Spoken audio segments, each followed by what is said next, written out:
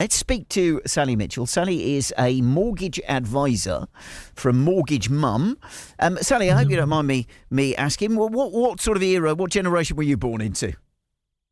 Well, I was 60s as well, so yeah, I've lived a long time. I've seen it all. and looking back, did it feel lucky at the time, do you think, or is it only in hindsight that you can look back and think, oh, actually, you know what, it was perhaps a bit easier?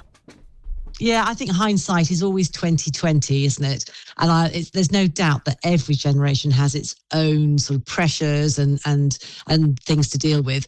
But yeah, I think generally things were easier back then. It was easier to get work. You know, we didn't seem to have a problem finding work.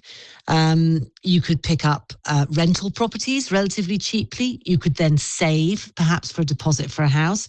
Plenty of affordable housing, not like these days. You know, your loan to income ratio was achievable. Now, it's not for very many young people, but there is a cycle that we see time and time again, and we mustn't forget that. Although we're looking back with perhaps rose-tinted spectacles, there was the oil crisis in the 70s. We had a massive crash, late 80s. And then, of course, the worldwide global financial crisis in 2007, 2008. So we haven't had it easy, but I think on reflection, yeah, probably simpler times. Interesting you mentioned there, because house prices are very much held up as being the reason why young people find it so challenging these days. The price of houses, which are phenomenally high, there is no getting around that. But when I bought my first flat, it was £75,000 in 1989, and my mortgage, I think it was something like £1,200 a month, because interest rates were so high. So I didn't, even though the price of the property might have been cheaper, I didn't feel like I was kind of able to save or anything like that. It still felt like a struggle to have enough money to cope with the bills. Yeah, I mean, interest rates went up to 15% around that time. I remember it very clearly. And of course, you then had the problem of people going to negative equity and losing their properties. So it certainly wasn't all, sunshine and roses.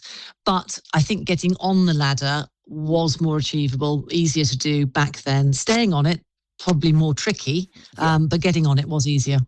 Other things that obviously younger people have had to deal with than certainly my generation, I'm late 60s like yourself, things like student loans and the debt that, albeit not classed as normal debt, it's still there and it still hangs over you, doesn't it?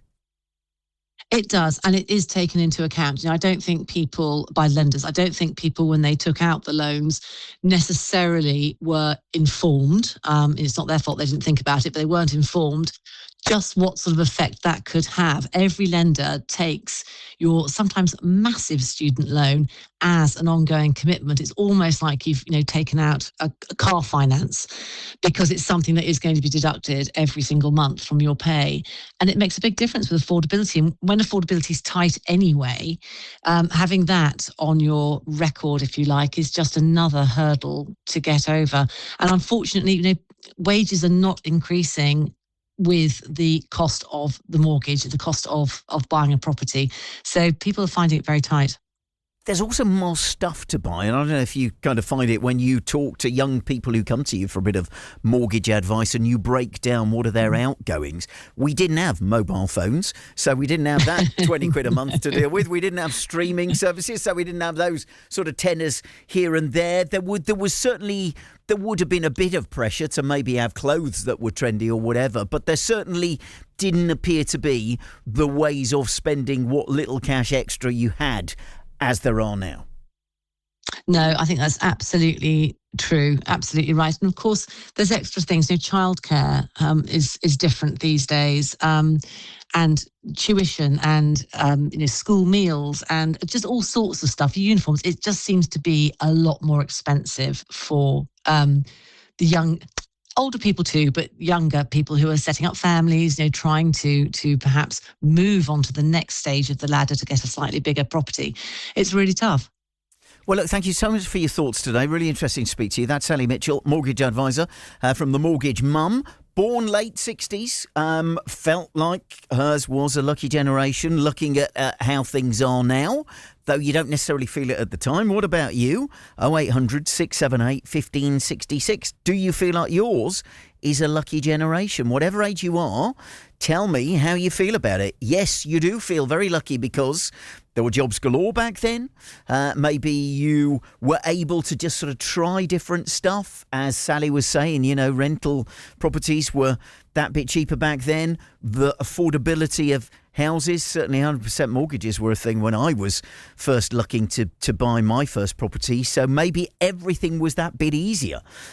Or maybe you felt like it was very tough then, and here we are, fast forward to now, you still feel like it's very tough. 0800 678 1566.